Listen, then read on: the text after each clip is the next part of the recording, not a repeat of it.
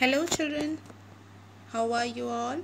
Welcome back to Rini ma'am's class. Today we are going to start a new unit, that is unit 2, Nature's Bounty. In this unit you are going to know more about nature. There are some stories here which is enhancing more about nature. Now, what is nature's bounty? Means the things what nature has in itself, all the beautiful treasures, all the things which is embedded in itself. So this we are going to know more about in this unit, right?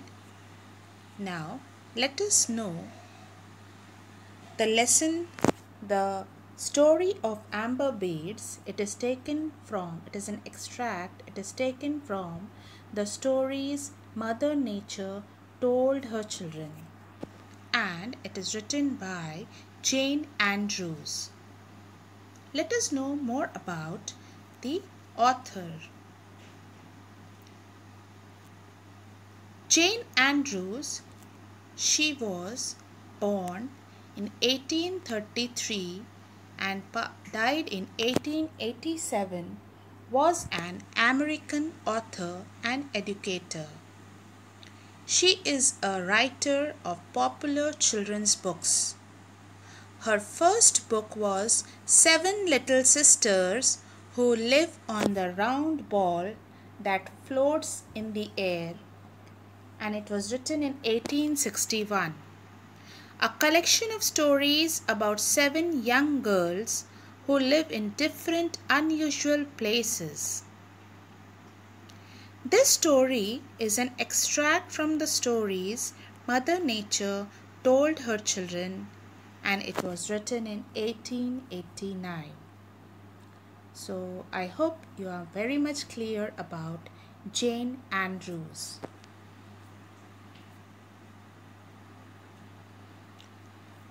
The theme of the story is about appreciating the beauty of nature and its treasure.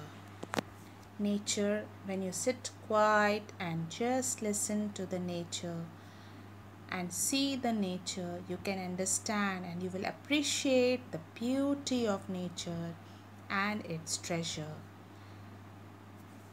Right, let us proceed.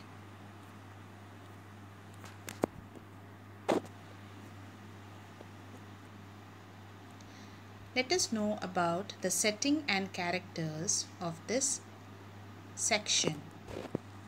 The story is set in Scotland, and the main leading character or the protagonist is Jenny, the Scottish little girl. And Jenny's father was a shepherd. Jenny's mother's name was Elsie, and Jenny's grandfather was Old Kenneth, and Jenny's grandmother was also there in the story.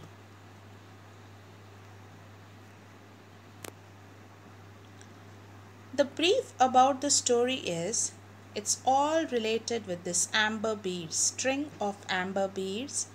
Grandmother gifted necklace to Jenny and grandfather carved the beads.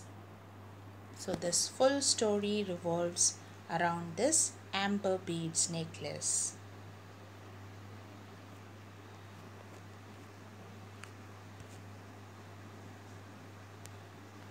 The tiny creatures that are embedded in each bead are ferny moss, fly, a corn cup, slender pine needles, and bee. So these 5 things which were embedded in each separately in each bead was there in this amber bead necklace.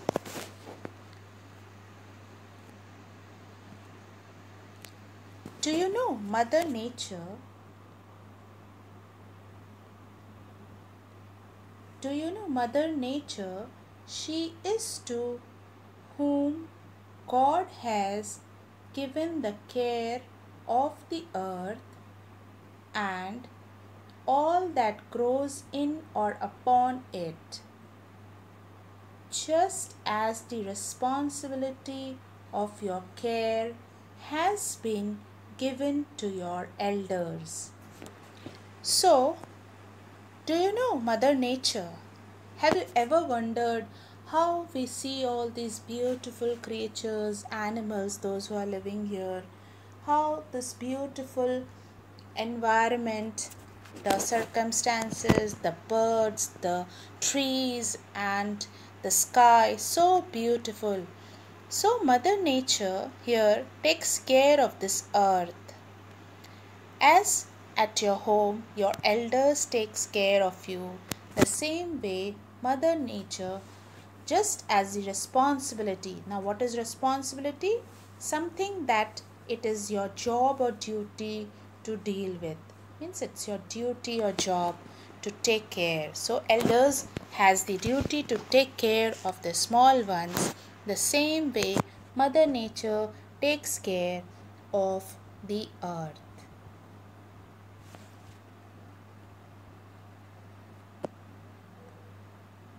You may think that Mother Nature, like the famous old woman who lived in the shoe, has so many children that she doesn't know what to do.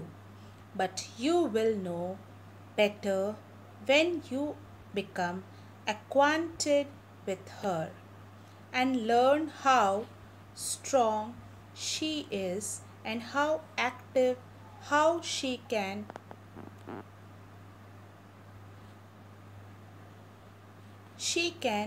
really be in 50 places at once, taking care of a sick tree or a baby flower just born at the time, building underground palaces. So here you must be means it's a just a doubt, like how does she takes care of so many things all together, like the small sick tree she takes care of, the small baby flower who just has born, just has come out and is looking about for its mother. Mother Nature is always there for her, and even all the different places she goes. So, acquainted means knowing or being familiar with a person.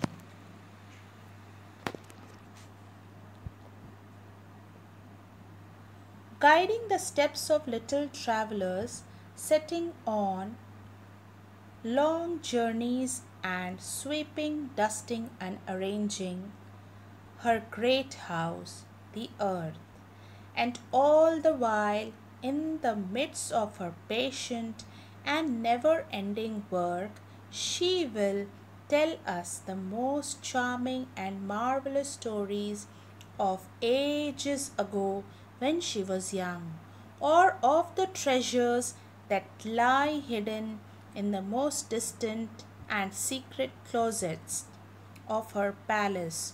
Just such stories as you all like so well to hear your mother tell when you gather round her in the twilight. So, Mother Nature takes care of each and every traveler who has gone there for a long journey, and she takes care of the earth. And in middle of it, she has lot of patience. Patient here means having patience and never ending work. She will tell us the most charming. Charming means pleasant and attractive, and marvelous means extremely good. Closets means to put yourself in a place, especially a closed space, and stay there. Twilight, it means the period just before it becomes completely dark in the evening.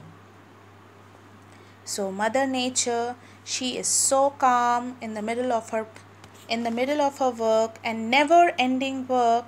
She tells us small stories about when she was young, and as your mother tells you the stories during the twilight time when it's completely dark in the evening. So means at that time she tells you, narrates the stories the same way Mother Nature also tells the stories about when she was young, that time, how the things were going on, right?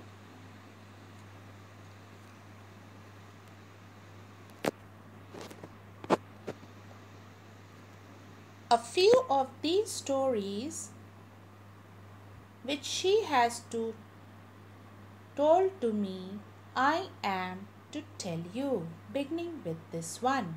Now the story begins of the story of amber beads. I know a little Scottish girl. She lives among the highlands. Her home is hardly more than a hut. Her food, broth, and bread.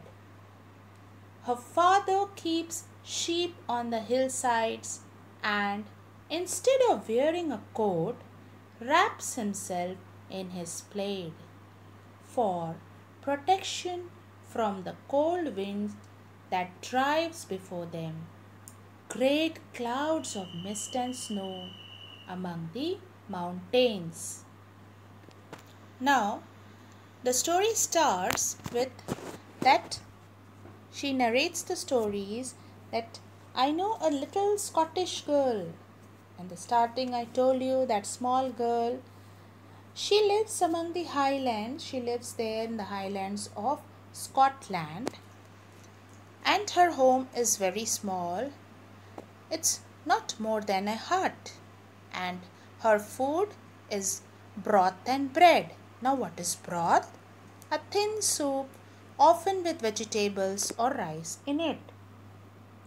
Her father keeps sheep on the hillsides, and instead of wearing a coat, as it's a very cold climate there, he wraps himself, means he covers himself in his plaid. It's a plaid is a different pattern of squares and lines on cloth for protection from the cold winds that drive before them great clouds of mist and snow among the mountains.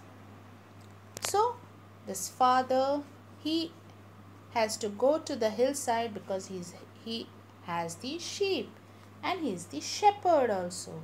So he takes all the sheep on the hillside and he wears and he wraps himself to protect from the cold winds. As for Jenny herself, her yellow hair is bound about with a little snood. Her face is tanned by exposure to the weather, and her hands are hardened by work, for she helps her mother to cook and sew, to spin and weave. Now Jenny, she has her yellow hair and she bounds it with a snood. Now what is snood? A type of scarf consisting of a wide ring of material that is worn around the neck and that can be pulled up to cover the head. So she covers her hair with this snood, and as she works a lot with her mother, her face is tanned, means the complexion gets little darkened, and her hands are hardened by work, because she works with her mother to cook and sew and even spin and weave. So her hand has, instead of being a soft hand, it has become hardened.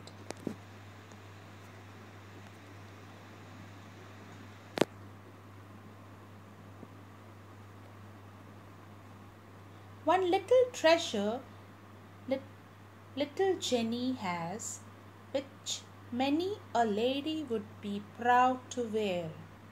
It is a necklace of amber beads.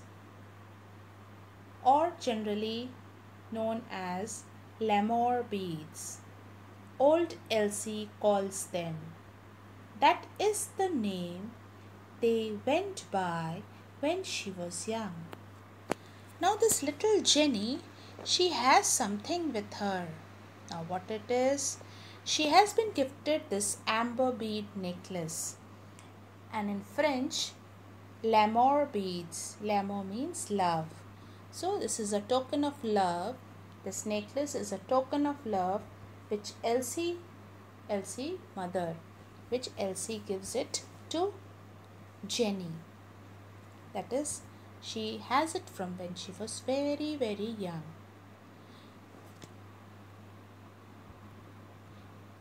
You have perhaps seen amber and know its rich, sunshiny color and its fragrance when rubbed. And do you also know that rubbing will make amber attract things somewhat as a magnet does? Now this necklace is of amber beads. Now what is amber beads? Amber beads, the amber is formed many years back when the woods, the trees, they oozes some gum out of it. And this gum, when it oozes out, the small insects or the slender pine needles, corn cup, a corn cup is the oak tree fruit, they get stuck inside and they get embedded inside those gums. In the previous slides, I have already shared with you all those tiny creatures which goes embedded in each bead. So this bead, and when this bead is, this amber is little rubbed, they form like a magnet. You might have played with the magnet and the iron objects. As you bring the magnet in front of it, they get attracted to it and they get stick to it, right? The same way this happens with the amber. Ginny's bead had all these properties, but some other besides, wonderful and lovely, and it is of those particularly that I wish to tell you. Now Ginny's beads have all these things. Let us know, let us discover what all things are there.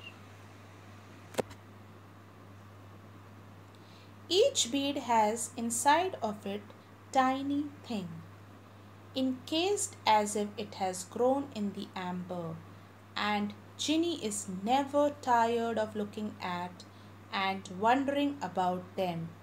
Here is one with a delicate bit of ferny moss shut up as it were in a globe of yellow light. In another is the tiniest fly, his little wings outspread and raised for flight. Now this each bead has some or the other different attractive things. And Jenny is never tired. She feels so happy every day, each day, to see those amber bead necklace. She discovers every day one or the other thing inside that amber beads. So first she sees it's a delicate, a very delicate means needing careful treatment, especially because it easily gets damaged. And flight means an occasion when something flies or moves through the air. So Jenny, she discovers that small delicate bit of ferny moss which is inside that, and it's looking like a yellow light. It's inside the yellow light, the ferny moss is there. And in another is the tiniest fly which has spread her wings like as if just now it's coming out to fly. And she wonders and she is surprised to see all these things. So up for this video we are going to wind up here, and we will come with another video, the next part of it. Till now, whatever you have gone through the video, you need to read the lesson and you need to search all the difficult words and use dictionary to find out the meanings of it, and you have to write it in notebook. Thank you, children. Thank you for seeing the video. Take care of yourself. Stay blessed.